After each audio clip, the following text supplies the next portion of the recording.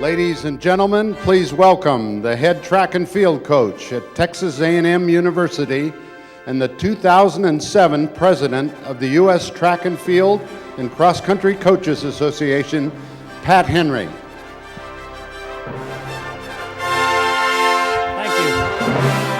Thank you very much. I want to welcome, of course, all of our track and cross country coaches and the association here to this convention in 2007. As an organization, if you look around a little bit, you can see that we're growing. We're getting much bigger. This is the third straight year as an association that we have seen growth in all three divisions, not just Division I or Division II or Division III. All three divisions are growing.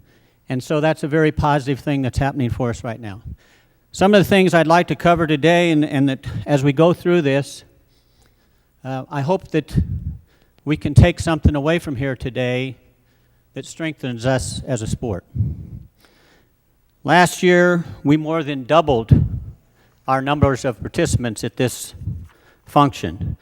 And this year marks another year that we continue to grow. The growth has been tremendous, and most of it I would credit to Sam Seams and his staff. Our CEO,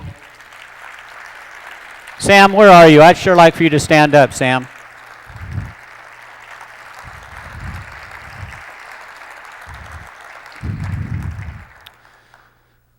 To take us from where we were to where we are, it takes a tremendous amount of work, and Sam has directed those traffic and directed how we have been doing that. He was the right man for the job. He's just done a great job. There's a lot of things that we need to try to accomplish in the next 3 days.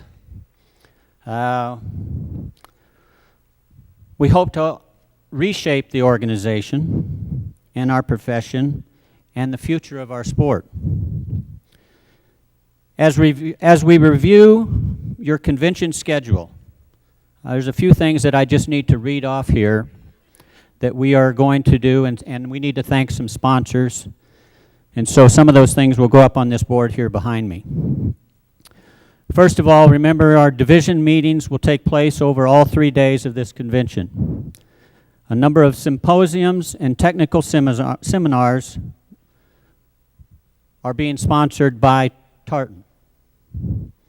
Tonight at the pool deck, Mondo will present a Caribbean night buffet dinner. Reception will start at 7:30. Tomorrow morning, Brooks Running will present a continental breakfast in the ballroom foyer for our exhibitors, where our exhibitors are today. At noon tomorrow, Bynum Sports Surfacing will present a member luncheon outside on the ballroom lawn area. Following these luncheons, one of our Hall of Fame members, Steve Miller, will speak to this group on marketing and branding of track and field.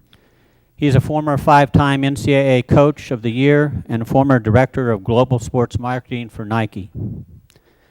Tuesday night is our annual Hall of Fame, and I want to encourage everybody to come to that. It is a tremendous function. It is one that we should be, and I know we are, very proud of. It inducts some people into our Association Hall of Fame, and someday you will be involved in that, so it's a great thing for everybody to come. The induction ceremonies are presented by Connick. And after that, once I saw Steve Simmons' names here, it kind of shocked me a little bit, but after that, Steve Simmons has his function, and you know we always have a good time with Steve Simmons. Wednesday morning, again in the ballroom foyer, Disney Sports will present a continental breakfast.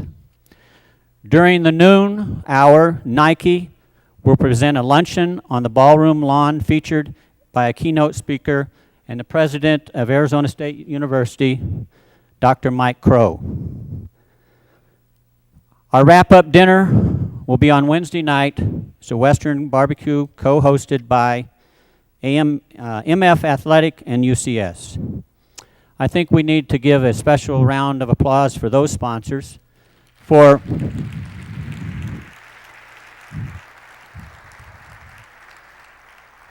And please visit with them. They have made our convention much nicer. We really appreciate their involvement in our sport. I spoke earlier about the growth of our association in the last 3 years.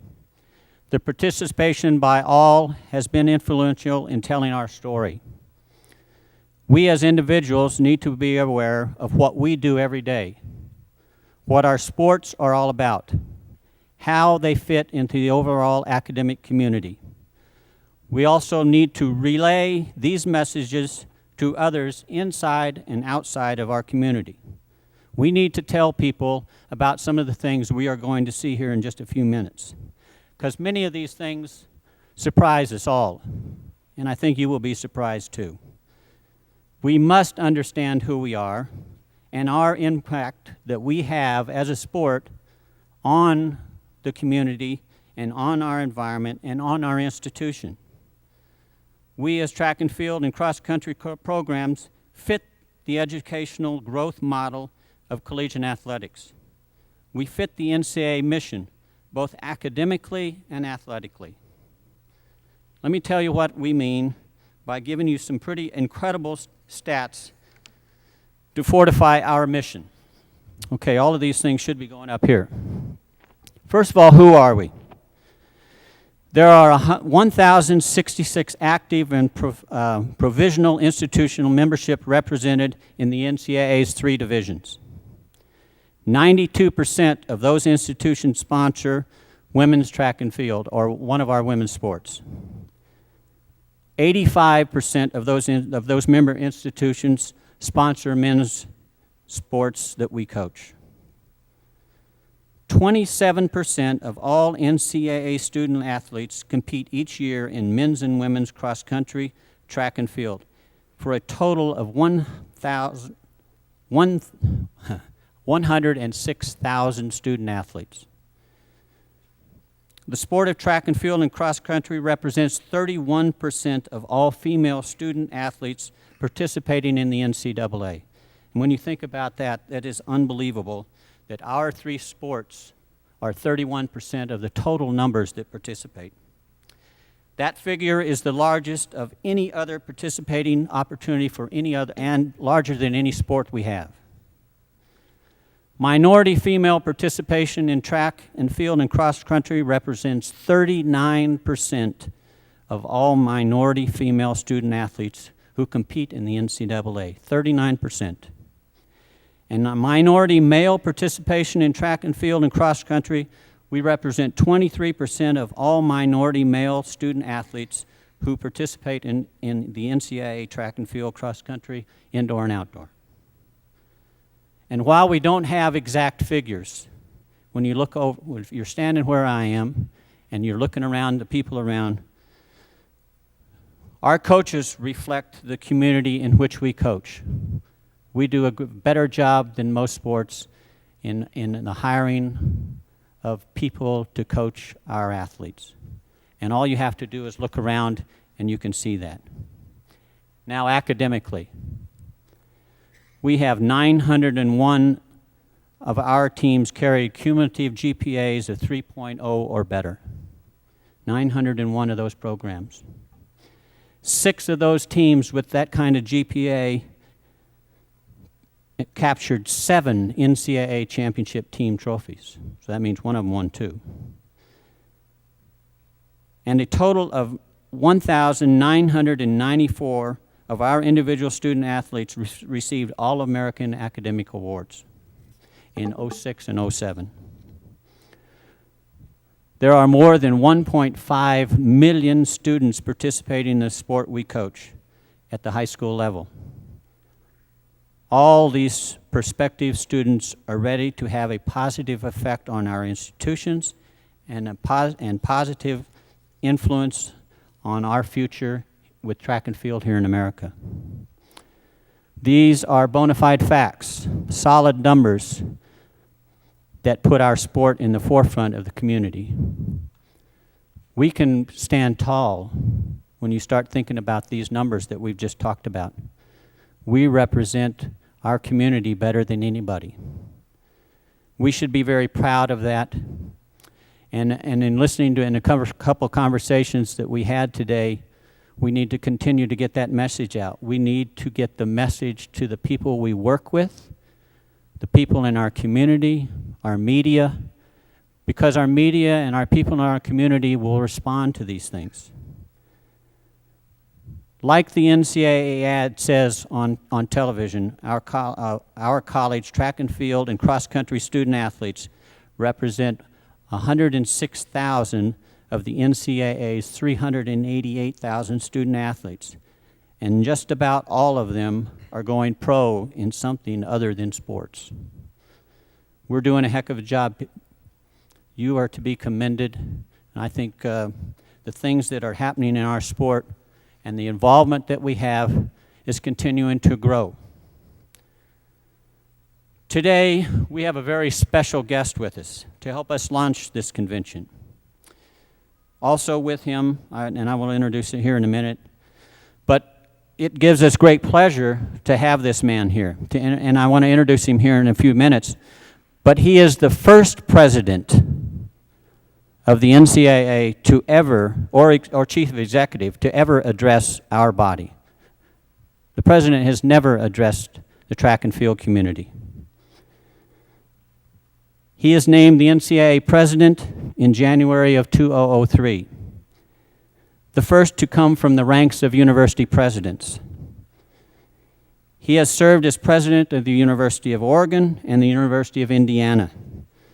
So if you know a little bit about Indiana, you know who was there with him and helping to educate him about track and field.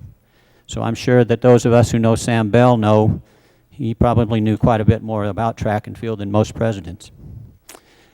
As an NCAA president, he has presided over the passage of the most comprehensive package of and major academic reforms in the history of the NCAA.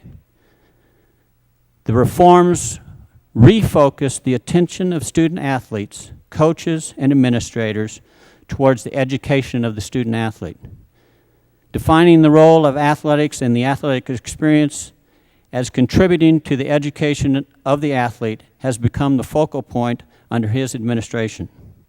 Making sure the athlete is a student is something he harps on and talks about an awful lot. One of his continuing thoughts is that college sports has a lot more to do with learning than it has to do with winning.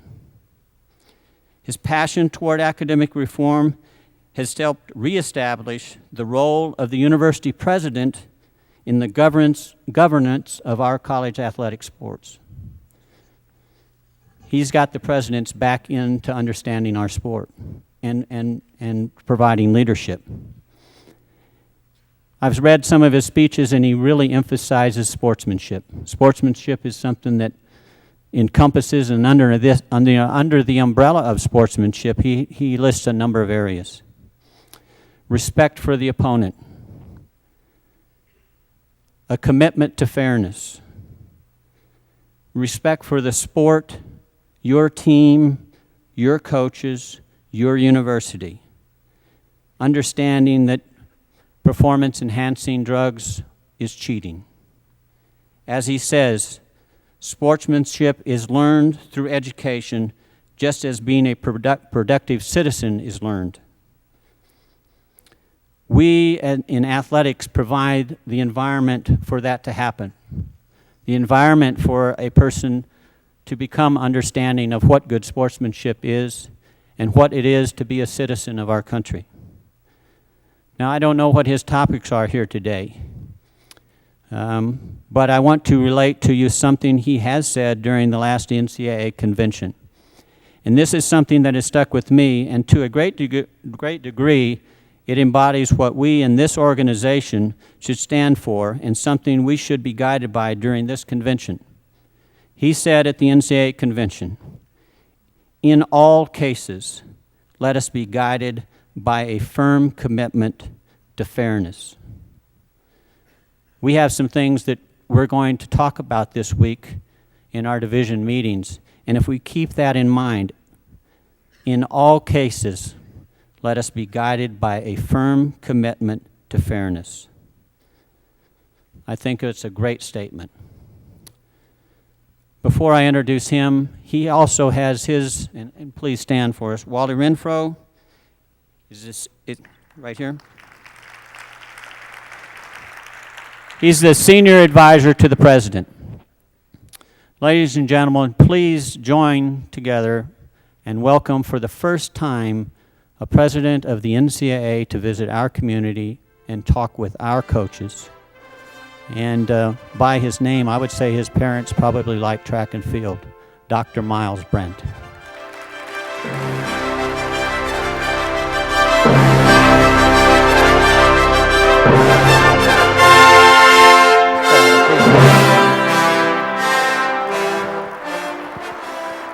Thank you.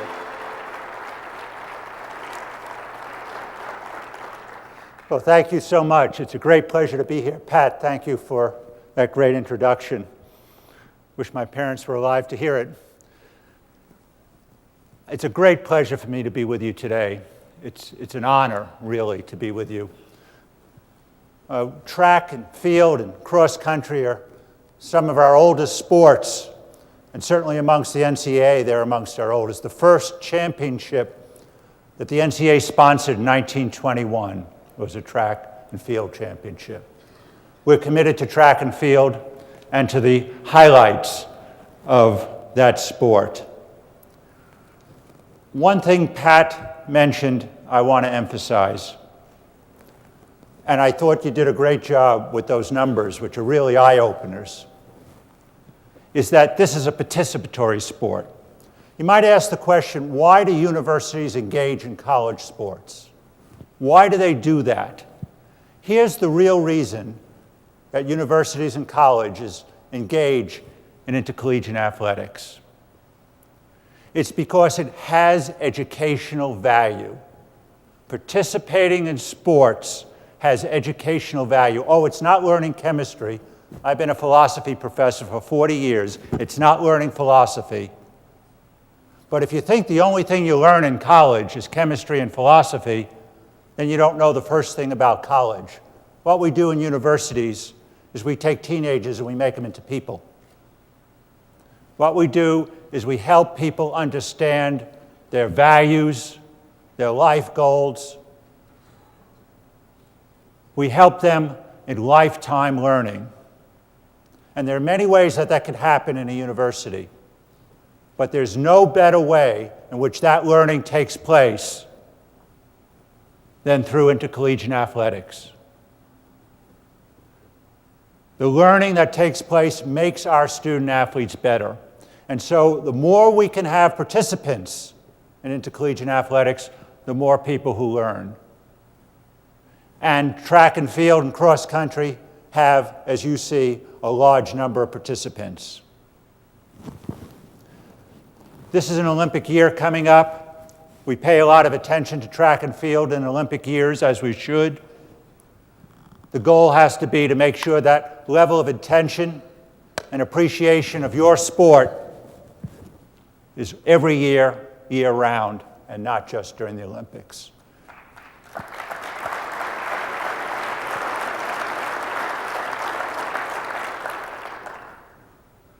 want to talk to you about two important things that have happened in intercollegiate athletics at a high level, the 40,000-foot level, if you like, and then I want to come back and apply them to your sport.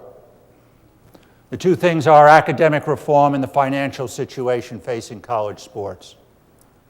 First, in terms of the academic side, the most important principle, the one you have to remember above all else for intercollegiate athletics, is that those who participate in intercollegiate athletics are students. We're the only country in the world that does that. I've been engaged in conversations with people from other countries throughout Europe and indeed Asia recently. And the fact is, they don't understand that our athletes are students. They have club sports and other ways to approach sports. Our athletes are students. And that's the most important part of intercollegiate athletics. Don't get me wrong, winning's important. It's very important. But the fact of the matter is that they're students. And there's a good story to tell here, too. I think, let me add to Pat's numbers. In terms of Division I, the APR, academic progress rate, is quite outstanding for track and field and cross country. For the men, cross country is a 961. For the track and field is 959, where the minimum without sanction is 925. The women do better. I don't have to explain that to you. Women do better. Cross country 970, track and field 964. Those are good numbers. Here's what's going on. The presidents want to make sure that our student athletes receive a full opportunity to get a strong education at our colleges and universities. And to do that, you have to be accountable. You have to make sure you can measure correctly, and you got to hold people accountable. In the past, all we were using were federal graduation rates, which are inaccurate because they fail to take into account transfers in and out. They're about 15 percentage points inaccurate. And so we were using those for years. And anyway, they're 6 years old. By the time you hear those numbers, the coach could have changed, the AD could have changed, and certainly the president could have changed. So those numbers weren't very helpful. So what we did is we figured out semester by semester what correlates to a graduation rate of 60% when you're accurately counting graduation, including student transfers. And we labeled that measure called an APR. I assume all the coaches in Division I are acquainted with that. A 925 APR correlates with a 60% graduation rate. And so those numbers I gave you are very strong. They're bragging points. Track and field and cross country can really take pride in the quality of the student athletes you have and the encouragement that the coaches are giving them. We've always held the student athletes accountable through eligibility standards, both academic and otherwise. We're now holding athletic teams accountable by assigning an APR number in Division I to the athletic teams. Division II is developing something similar. They're right now having at least getting accurate graduation rates, taking into account transfers, and Division III will soon have its own metrics. Division I is the most well-developed. But honestly, this is not Lake Wobegon. Not everyone's above average. And about 15% of the teams are below 925. And that leaves you open for sanctions. Loss of scholarships, and there aren't that many that you want to lose any. Loss of scholarships, potentially loss of participation opportunities in championships.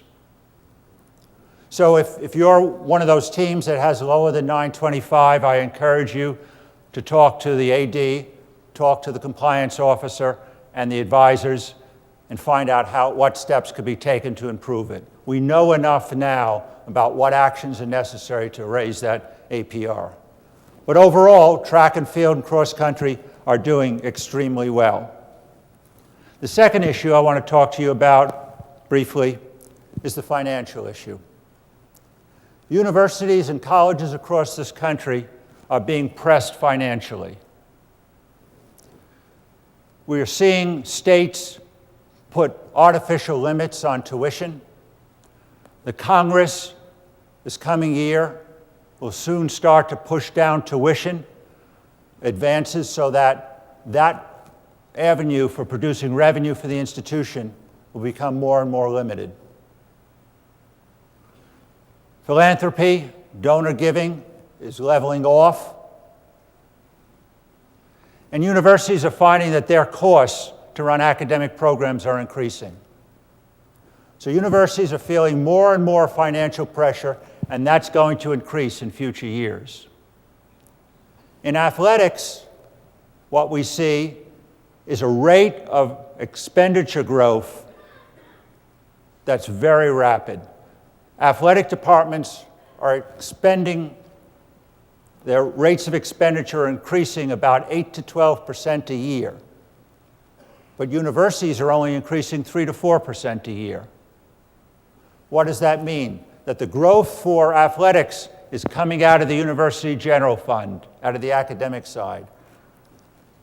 That is not a sustainable business model. You can't continue to increase athletics at 8 to 12%, while the rest of the university is only growing at 3 to 4% a year. Athletics is a subsidized activity in this country. And that's fine because it adds educational value to the young men and women. But there's a limit to how much subsidy the university is willing to turn over to athletics. And so there'll be more and more pressure on athletic departments as their budgets get tighter. Athletic departments won't stop growing, but unless their growth moderates, they're going to find themselves in trouble. Well, what are our athletic departments spending all their money on? You might say, not track and field. They're spending their money on large facilities in Division I. The bonded indebtedness is increasing dramatically. 25% of all athletic budgets in Division I are spent on facility. Bonded indebtedness. Another word for that is mortgage. They're spending their money on increasing the revenue sports. They're increasing the visibility and putting more and more money in that. And how are the other sports then being affected? Some of them are being challenged. We're starting to see some universities cut back in certain sports. Actually, there's growth in track and field and cross country, especially in Division II and III. But we're seeing some growth. But in other sports, we're starting to see cutbacks. And that's against the mission of the institution in which you want to increase the number of participatory opportunities. It's not Title IX that's driving this down. What's driving it down is the way the universities are deciding and the athletic departments are deciding to use their money, and they're putting it in some sports than others. That's where it's going. How does this affect you? How do you ensure the financial viability, the health of track and field and cross country? You're working in an increasingly difficult financial area, and how do you do that? Well, the way you do it is you continue, as you're working now through this organization, continue to build the visibility, continue to tell the story of track and field. And I want to spend some time talking about that because you've got a great story to tell. But there are challenges out there. Guess how many schools out of the over 1,000 in the NCAA actually break even in athletics or operate in the black? The total number of schools that do that, the total number in all three divisions is 6. Only 6 schools breaking even. Athletics is a subsidized activity. That's good. Athletics is important. We should subsidize it. But there are going to be limits because the university is facing financial difficulties. How then does intercollegiate athletics support track and field and cross country in the way it really should be? How do you do better? I think one of the keys to doing better in a sport that has a great history is the power of the coaches. Don't underestimate how powerful the coaches are in supporting track and field and cross country. And there are 2 ways you need to do that. One way is nationally. You have to have a strong voice. I want to applaud this group. I want to applaud Sam and Pat and the entire leadership for bringing together this organization. This organization matters. It will create a voice, a national voice, that will be an advocate for the sport. That's important. I was told earlier, and I couldn't be happier to hear this, that you're going to go into a major strategic planning initiative. Going to figure out what your future looks like. You're going to decide your future, not let anyone decide it for you. You're going to work together and find out where you stand now, where you want to be, and how to get from here to there. That's strategic planning. It is a critically important step. and I compliment the leadership for moving in that direction. So on a national level, coaches speaking in a unified voice about the quality and importance of their sport is unmatched, unparalleled in getting the word out, sending the message. The second is coaches have a role to play on campus. Oh, I learned from Bill Bowerman, who is still around, and Bill Dellinger from Oregon, and probably more from Sam Bell. Sam would write me notes, come visit me a couple times a year at Indiana University. Sam was aggressive and is aggressive, but he helped me understand as president the importance of track and field in that institution. And I got to the point of looking forward to Sam's visits. We go out for a cup of coffee. It would be a little crotchety sometimes. But we went out for a cup of coffee, and I'm telling you, Sam got it. He understood that it was important for the coach to move out of his or her comfort zone and reach out. I understand it's difficult, even for the head coach, to begin to talk to people in the rest of the university. First of all, you got a full plate. You've got plenty of things to do year-round, particularly as our 3 sports are collapsing in terms of staff. You've got plenty to do, but you also have to reach out. Take the faculty athletics rep to lunch. Talk to the AD.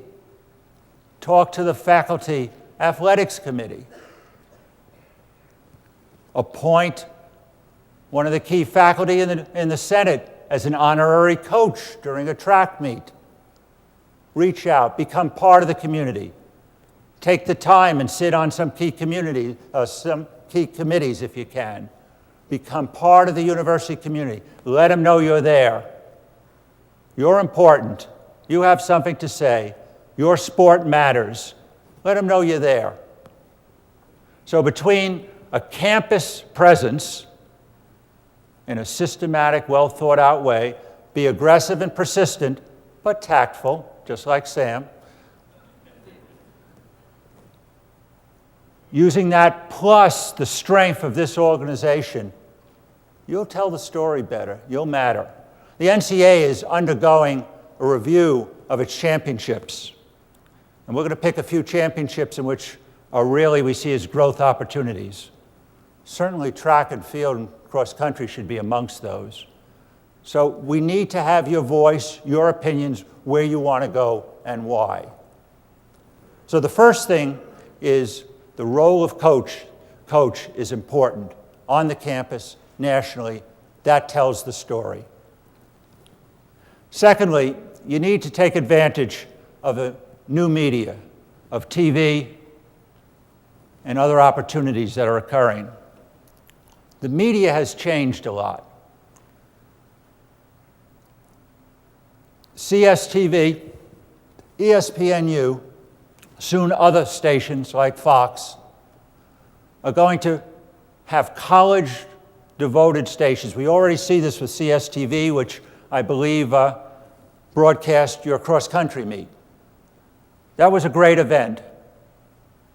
These stations want your content. We want track and field and cross-country to be on the air. And there are going to be more and more opportunities to do that on the campus level as well as the championship level. But you have to be prepared to do it. I would sit in Hayward Field for many hours watching track meets. I loved every minute of it. But 6-hour blocks on TV are tough. How do you best deal with those requirements of the media while maintaining the integrity of the sport? You don't want to give away your heart. You don't want to give away what's special about track and field and cross country. You want it there. How do you do that? You know, there's something about watching sports on TV that's really interesting. It has to be live. If you've TiVoed it and no one told you the score and you go home and watch it, it's not the same feeling you have than when you're watching it live. There's something about watching that event live. And so having a review of a large track meet in an hour, it's better than not having it. But the fact of the matter is, if you can somehow figure out, and I don't know the answer, this is the question, figure out how do you get it live so that the world can really enjoy the excitement of those races, the excitement of the field events. That's the challenge. We also like to see competitions in America. We like to see team against team or a bunch of teams, one winning. You got to think about how you do scoring. Does it make sense to have scoring? Do you want to do it in a way that makes you more attractive? How do you do this in a way that makes sense while maintaining your integrity and your soul? Those are hard questions. You need to come together to understand that. But you need mostly to educate your fan base. There are some great fans out there that go to your meets all the time and just love it. But to my mind, you have such a terrific sport that you don't have enough fans. More fans, not just for the Olympics, but more fans all the time for your meets is important. So how do you educate that fan base? How do you take advantage of the media to be able to educate that fan base so they're expecting and looking forward to your events? That will help you, of course, attract new athletes who are now in high school or junior high school when they see it on TV. Fact is, they're more interested in participating, gives you a better recruiting class, gives you a greater presence on campus, allows you to position the sport so the pressures I talked about, particularly the financial pressures, wash over you. Those are important challenges that you have. The good news is you're well positioned to meet those challenges. The good news, you now have an organization that can make a national impact. The good news is that you're all going to go out and take faculty reps to coffee. The good news is you've just got a terrific sport. I mean, I think this is a great sport. Underappreciated by the fan base, sometimes on campus. We've got to figure out a way to change it. I think the NCAA could be of help to you. You've got to be in the lead, but the NCAA could be of help to you. We could certainly help you with championships. We have a new person who's overseeing track and field championships. Liz, are you in the room? There she is. That's our new person.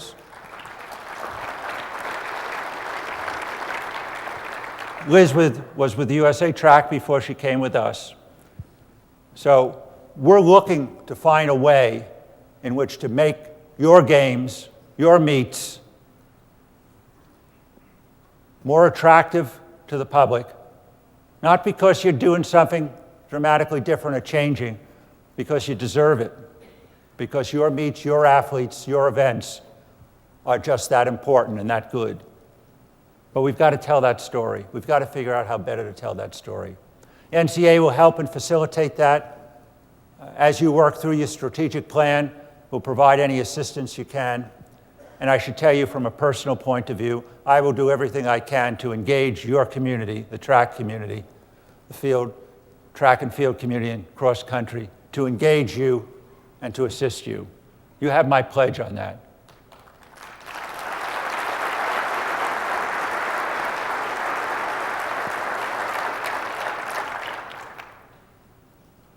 Let me see if I can answer some of your questions.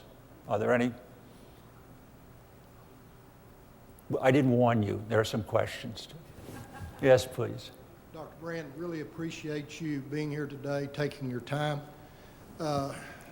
Me personally really enjoyed some of your remarks. Actually, you answered one of my questions. We have made some hard choices. We have taken our outdoor championship to a live TV spot. We were able to, working through the NCAA, get our cross-country championships live. And it had the most unique viewers in the history of all sports within the NCAA. So it has tremendous value, And it was good for me to hear that we had your pledge that y'all, as the NCAA, were going to continue to help us in those endeavors to get this on live TV and as our body to work with y'all. And so I appreciate your comments today, especially the pledge. The second thing that I would like to ask, as you organize the cabinet, the different subcommittees, what mechanisms are in place as we as a body bring something to these committees to make sure that fair play is established? That's a very good, I'll return to the first in a moment. That's a very good point. Let's suppose you go through your strategic planning process and you come up with something concrete. This is important to us. We want to see this change. How do you get that into the system? We'll help you do that. There are ways to do it. We'll help you do it. We'll work directly with Sam. You got great leadership with Sam. We'll work with it with him. We've done that with a few other coaches associations that have come along and taken leadership roles, and we can get that into the system for you. So if you do your piece, we'll do ours, and we'll help get done what you think is important for your sport. Let me address the first piece on television, and let me tell you a story about another sport, and that's lacrosse. Men's lacrosse made a decision a couple years ago to hold their championships, Division 3, 2, and 1, over one weekend. And the Division 1 championship now has about 65,000 people watching it live. It's on TV, but watching it live. It is the largest single event we put on, larger than the final of the Final Four basketball tournament. Division 2 gets about 35,000 people to watch their lacrosse championship, and Division 3 gets about 20 or 25, all in one weekend. That happened in the last several years. It was amazing. How did that happen? Those three divisions came together and did something very different. Coaches actually were hesitant about it. They came together, took a risk, and it worked out.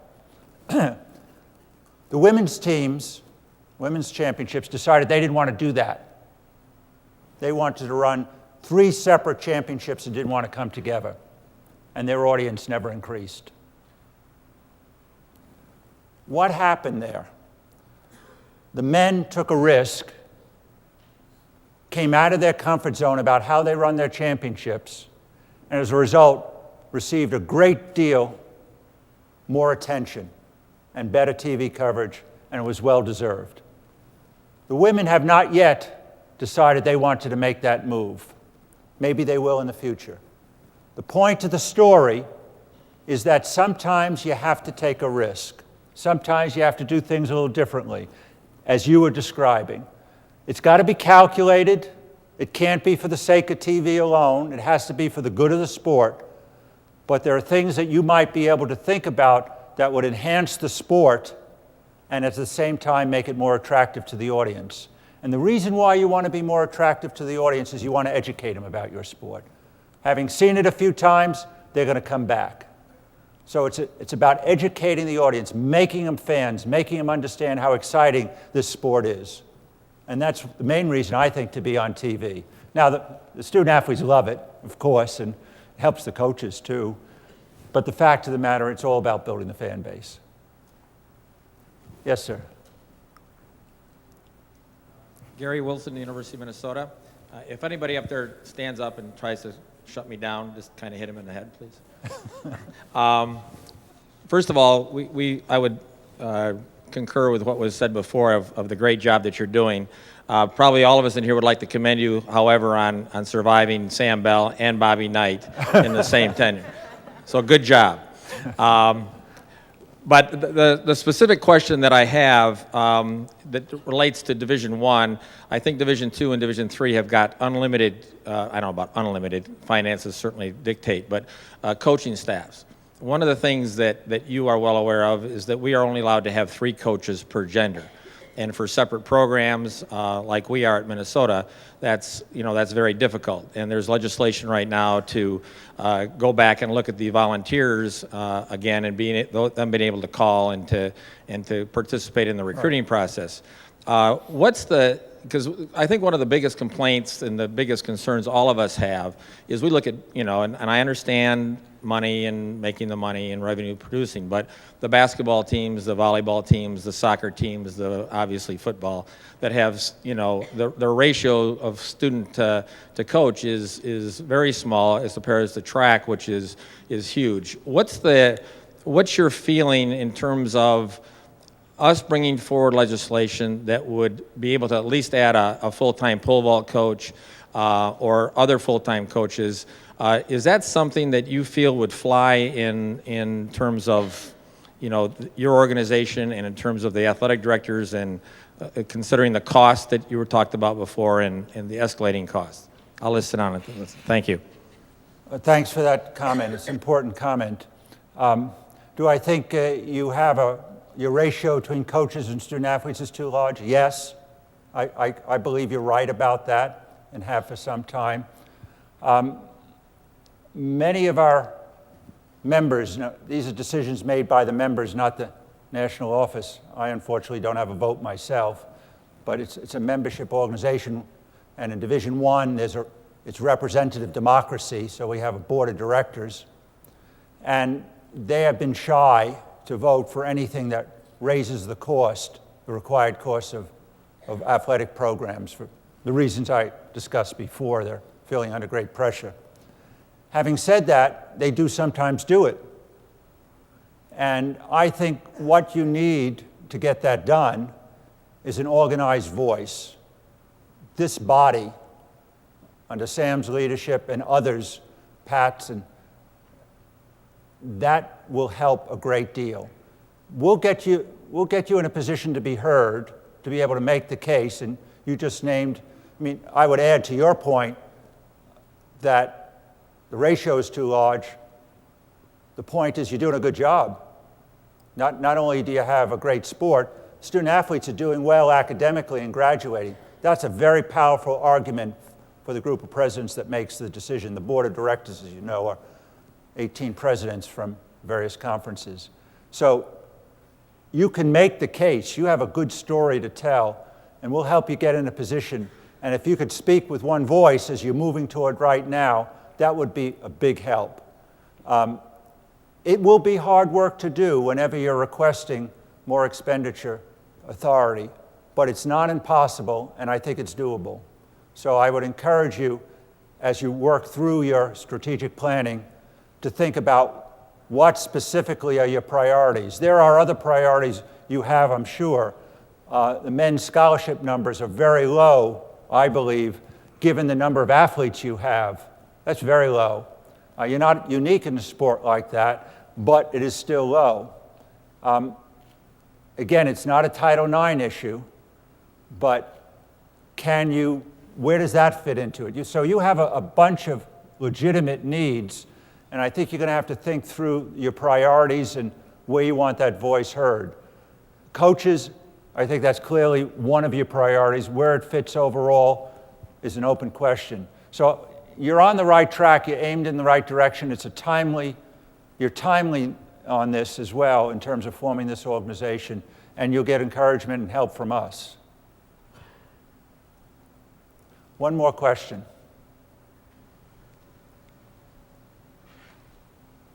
I want to thank you all. It's been a pleasure for me, a real personal treat to be with you.